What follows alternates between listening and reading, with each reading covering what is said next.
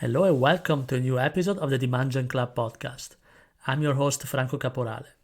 Our guest today is Anadelia Fadeev, Director of Demand Generation at Gravitational. Gravitational empowers engineers to access and distribute computing resources anywhere on the planet. At Gravitational, Anadelia is in charge of scaling their leads and pipeline for the growing sales team. She is extremely process-oriented and has a strong experience building high-performing marketing teams at B2B tech startups. Before Gravitational, she was the Director of Demand Generation at LightStep, and before then, Senior Demand Generation Manager at InfluxData. So I'm really happy to welcome today Anadelia Fadeev, Director of Demand Generation at Gravitational. Anadelia, it's really great having you on the show today. Thank you for joining us. Thank you for having me. Cool. So I want to understand immediately from you something about your story and your background. Tell us, how did you get started with demand generation? Where were some of your previous roles and what you're doing today? Yeah. So I always knew that I wanted to be a marketer. That's what I studied in my undergrad. And while in college, I interned at the Small Business Administration and the Chamber of Commerce. And those internships really gave me an opportunity to work closely with small businesses. And I knew that's something I liked. So I started to become more active in some of the meetups in the Bay Area, like Tech in Motion and SF Startup. And that's really where I fell in love with startups. And that's where I got my first job at a company called Visage Mobile. And I started doing a little bit of everything. So email marketing, some social media, and then about 2 months into that job, we got Marketo. So I got my first experience with marketing automation, and I've been using them ever since. So I've worked, like I mentioned, at Visage Mobile. I was at ToutUp, at Inkling. These companies were marketing to sales leadership. And then about 4 years ago, I joined a company called InfluxData that markets to developers and engineers. And I really became really passionate about marketing to that audience, and I have been doing that ever since. I'm currently the Director of Demand Generation at Gravitational, and we help enable engineers to really quickly access computing resources anywhere. So our product, Teleport, is an open source product that provides a unified access plane that is used by developers and security professionals to help them simplify secure access to their environments, applications, and data. So very technical audience, but I very much enjoy it. And you joined pretty recently, like a couple of months ago. So what were your first steps as soon as you joined Gravitational? What are the few things that you immediately started focusing on? Yeah, so I mean, the very first thing that I do when I join any company really is to almost do an audit of what they're, what are some of the programs they've done in the past, how are they measuring success, what tools are available, what tools they're using. And what's really interesting is you won't believe the amount of companies that I've seen, that I've worked at, and that I've also seen from peers who are still paying for subscriptions for tools that they're not using. That's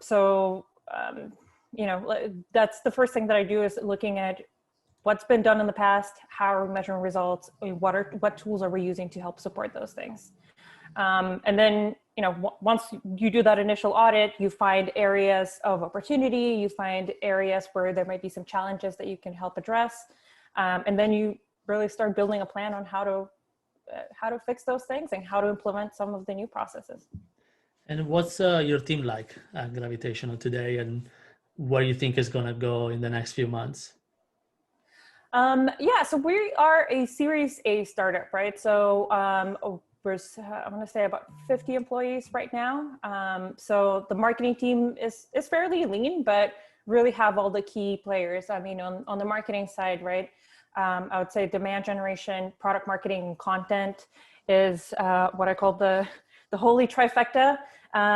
These are, the people that you want initially on your team. We at Gravitational, our SDR team reports into marketing, so they're part of the team as well. And then, that's where we are today. I can definitely see us growing as the company grows into having more focus on PR and communications and some of those other areas where as you're getting started, you're probably getting support from agencies rather than having in-house. And from a tech stack point of view, what's your favorite tech stack when you join a new company, or what you try to have as the ideal tech stack? Yeah, so I'm definitely all about being lean. So for us today, Gravitational, obviously we're Series A, getting started. So using Marketo, Salesforce, Apollo for SDR emails, and then Zoom for webinars, which I think is one of the best webinar platforms out there. Other tools that I've used in the past, right, as we grow on the complexity of maybe lead routing increases, then we'll want to look at something like Clean Data to help with that. As more resources are being put into the marketing investment, we'll want to start looking at some of the attribution tools that can help us make sense of our investment and put our resources where they are making the most impact. But getting started, I think those are, those will be good for a while. Perfect. And I also want to know and understand more how you track your success, how you measure your KPIs once obviously you're new in the company, so you already had a feeling of what are the opportunities, but what are some of the metrics that you looked at to understand what are the opportunities to work on and to focus the next few months? Yeah, I mean, my top metric really is pipeline. And obviously here I've just joined 2 months ago, but pipeline is my main metric, and it has been for many, many years in a demand gen role. That's if you're not thinking about pipeline and you're in demand gen, then probably not doing it right. And then, if pipeline's great, then we're doing what's working, right? So we want to dig in to see what are the activities that are actually driving the most pipeline so that we can continue to do those and focus our resources there. If we're not meeting our pipeline numbers, then it's looking at what are the other metrics that are leading indicators to pipeline, right? Whether that's SDR meetings set, whether that's sales engaged leads and accounts, all the way to the top of funnel, right? And so those are some of the metrics that I look at to make sure that we are putting our efforts and resources into the right activities, but it all comes down to pipeline. And in terms of pipeline, I assume you mean sourced by marketing, or is overall pipeline of the company? Overall, right? Okay. Obviously we want to drill into to see exactly, okay, is this, which efforts are paying the most. When I look at pipeline, I like looking at as hot, warm, and cold. So hot would be your hand raisers, right? People that want to request a demo or want to contact sales or signing up for trials. Those are great.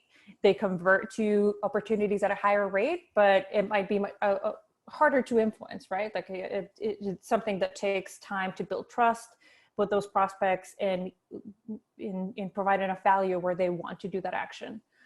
Warm would be all of your other marketing activities, right? Are people downloading ebooks? Are they attending our events and webinars? And are we able to then convert them into opportunities? And cold is direct prospecting.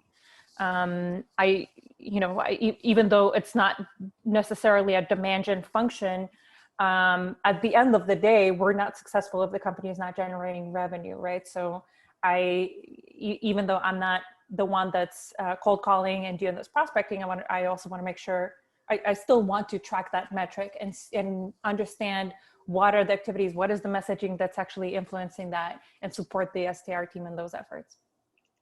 Perfect. So we're going to touch later about your relationship with sales, because I know it's a big component.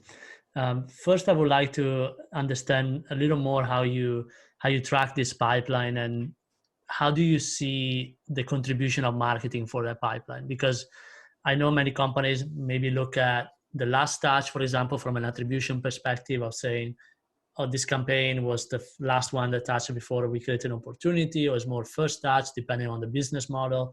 But how do you prove that your effort and the budget that you're investing is actually driving pipeline and then revenue?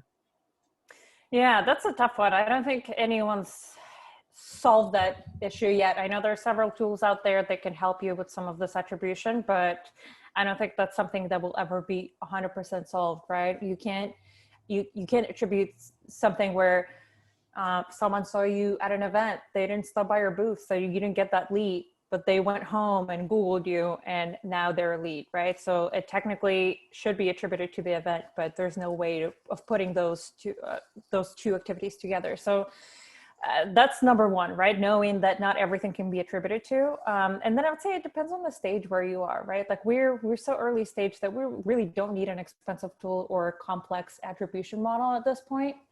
And I think it also depends on your sales cycle, right? So, so for us, right, I like to start with first touch as my attribution. And I do that because our sales cycle is not very long. And so, we don't really block our SDR team from reaching out to someone who's, maybe just downloaded an ebook or signed up for a webinar and they might not be quite ready to talk to sales yet.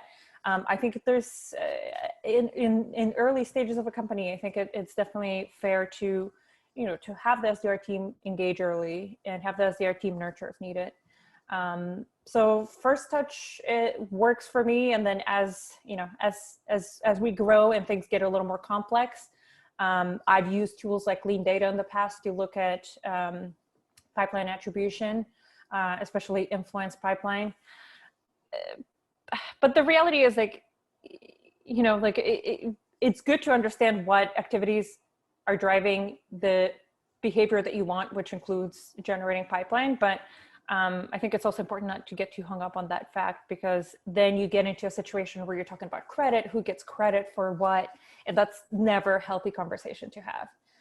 It's important to understand what campaigns are working and what campaigns are driving the results that you want. But as long as it doesn't turn into a conversation of who gets credit or who's doing the most work, that's never a healthy conversation.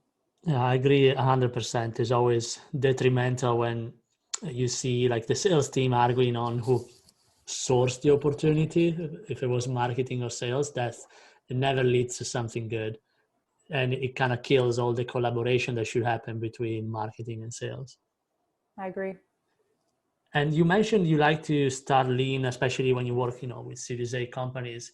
So what are some of the programs and campaigns as well that worked out really well for you to generate leads and pipeline without, breaking the budget?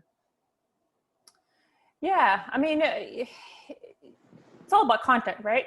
Like if I'm on a limited budget, I want to make sure that I'm working very closely with our content team, focusing on SEO to drive those organic leads to come back to your website, right? That's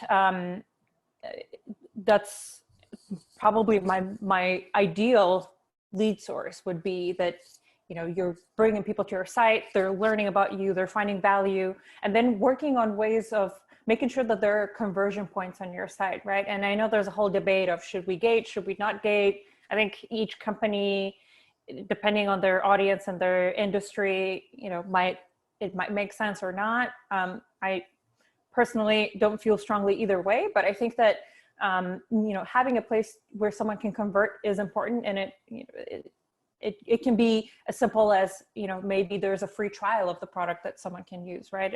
Or maybe there's an online training coming up that they want to sign up for so they can learn more how to use X, Y, and Z or solve certain problems or challenges that they have. So, definitely content is key, especially when working on a limited budget. Driving people back to our site, making sure there are conversion points, and then, making sure that you're like touching on your prospects' pain points and are articulating in a clear way how you solve those pain points will help you attract the right customers. And you mentioned you use Zoom webinars, so I assume you're going to do webinars as part of your, content repurposing, or to really, push your content out in different forms. Yeah, absolutely. And, 2020 is a little bit different, but in prior years, marketing to such a technical audience, such as developers and engineers, we found that, they're always seeking knowledge, whether it's how to solve a problem that they're having at work, or how to, get the results that they want on a certain project, or even learning new skills because they're trying to, change, not jobs, but just like job functions, right? Maybe stay within the same company. But so the more educational content out there, the better for this type of audience. And, we found that to be successful, and that's in the form of webinars, online trainings, workshops, things where people can actually, join, have some live Q&A, or really hands-on. They can start solving some of the problems that they're experiencing. Especially, I don't know if I mentioned, but we're open source, and so when you're working for a company that has an open source offering, it just makes getting started that much easier, right? So online workshops and training via Zoom are great. I absolutely agree. I worked for an open source company in the past, and webinars and workshops were by far our number one source of opportunities, even from very large accounts. Because you're providing something of value, right? Like it should not be a sales pitch. And I think the fact that your product is open source helps with that, because it means, hey, you don't have to buy from us. You can start using this tool, and it's going to help you solve some of these issues. But let's say you don't have an open source offering. I think when doing these sort of presentations, it's important to be able to show the audience how they can address a certain challenge in many ways, right? It doesn't have to be, oh, you can only solve it with our tool. Obviously, the fact that the company is spending a lot of engineering efforts into building this tool makes it easier for people to solve their problems by using the tool. Others can try things in-house, or can try to kind of like piece together something that resembles the offering that you have. But I think it's very important to show options. It should not be a sales pitch. It should be like, here's different ways of how you can do it. It just happens that your product is the fastest to getting started, easiest to get results. And I remember when I was, Couchbase is open source, at some point we were doing 4 webinars a week. What is some of your trick or suggestion to maintain a high, like a very, in-depth, like a very high sequence of webinars, meaning like doing webinars so frequently and still adding value all the time? How do you maintain that?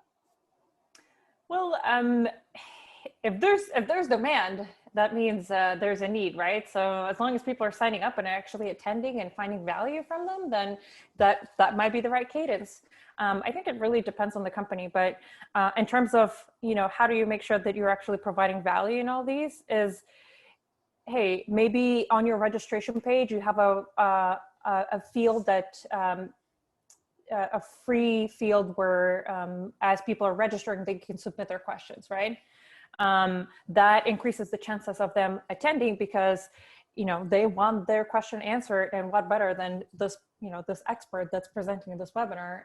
So that's one way of continuing to drive attendance and engagement.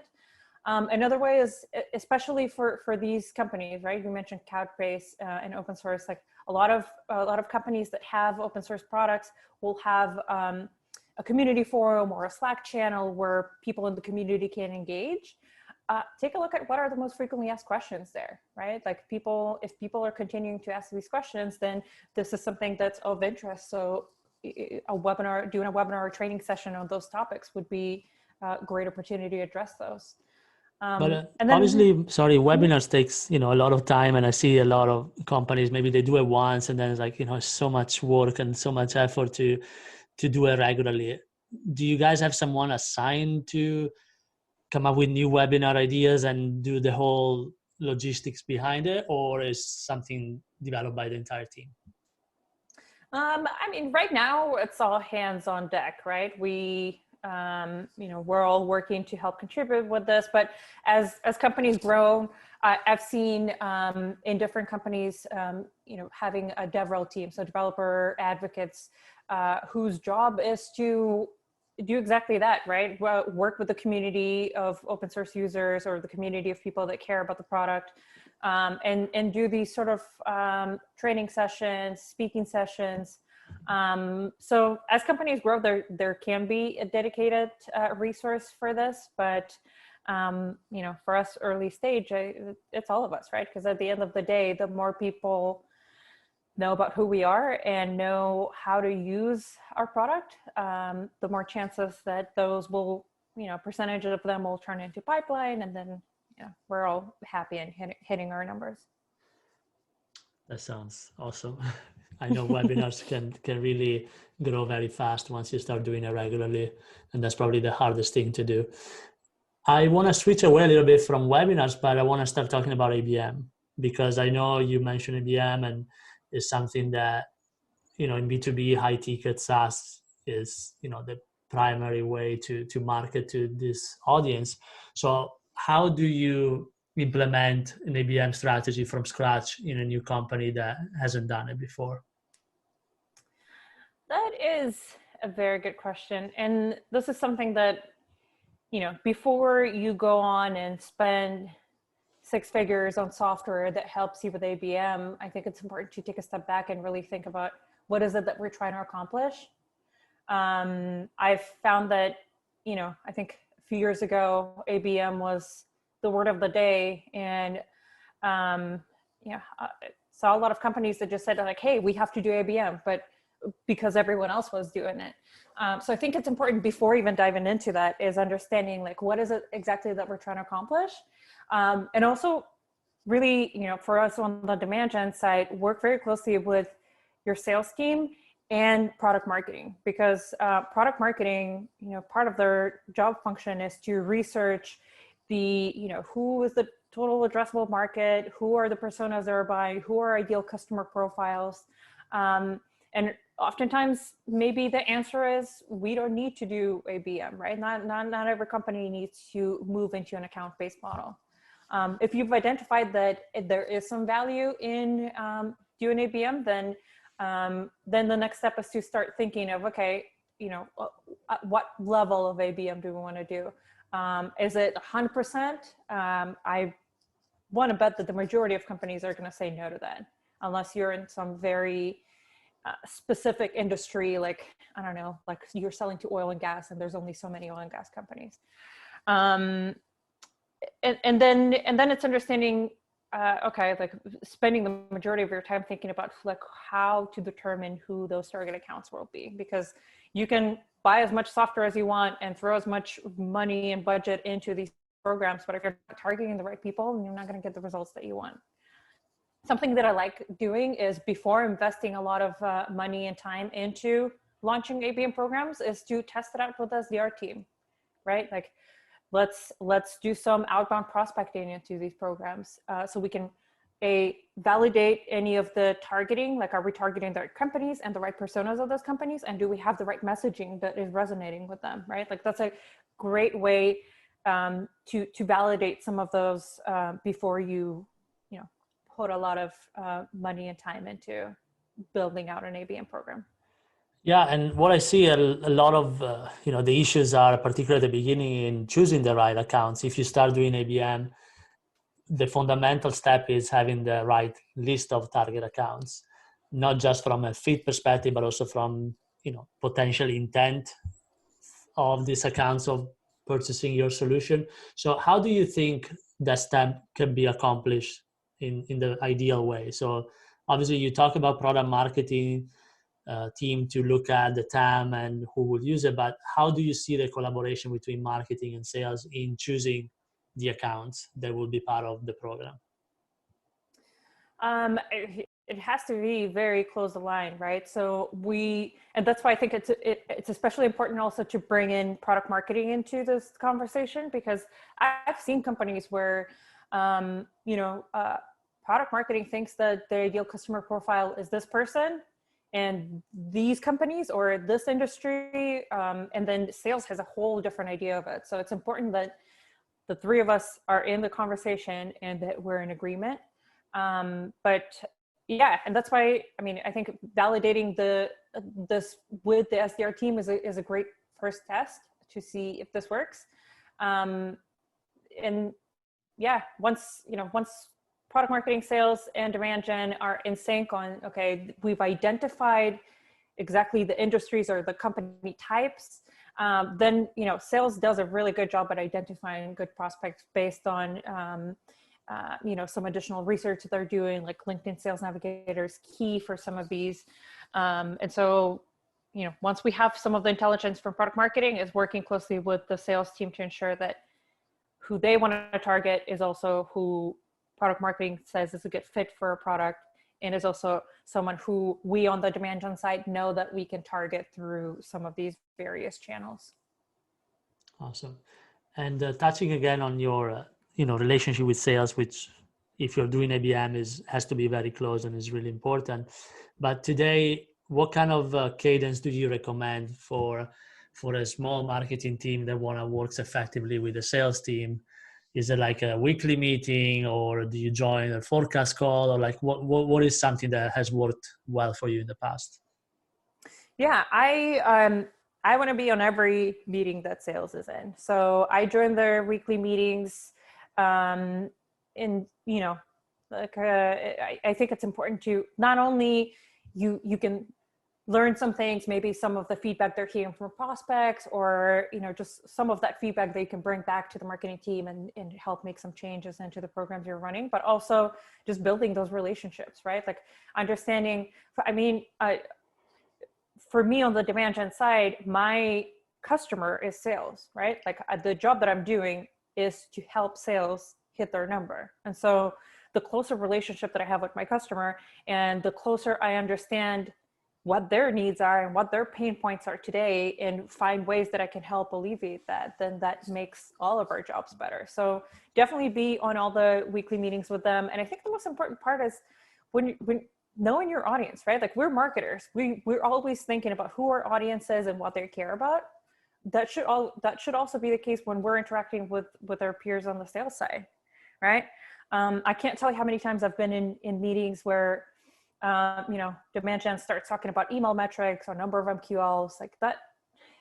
It's stuff that we probably care about, but we're not getting anyone else's attention. That's why focusing on pipeline is I think is key for sales and marketing alignment, right? Like I care about pipeline, they care about pipeline.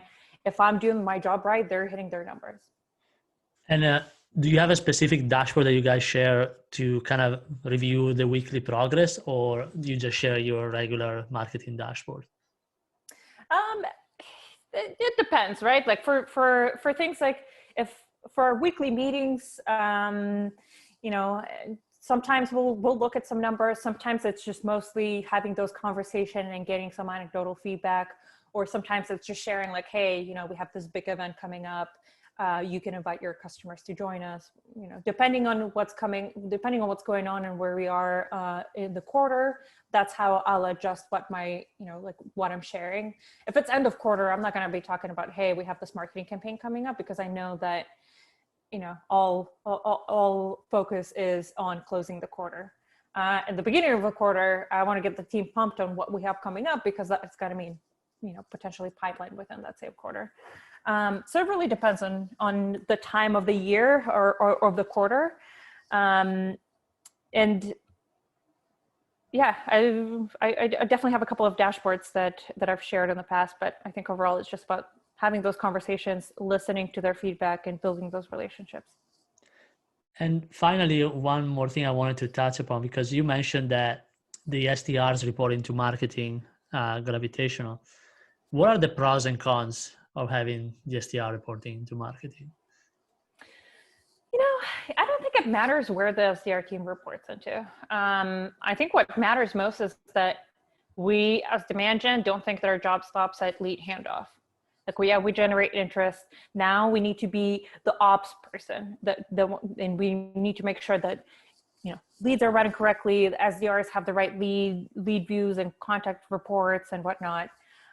We also now need to be the enablement person and make sure that they have the right messaging to follow up with the leads we're sending their way, that they have links to relevant resources. I think that's more important.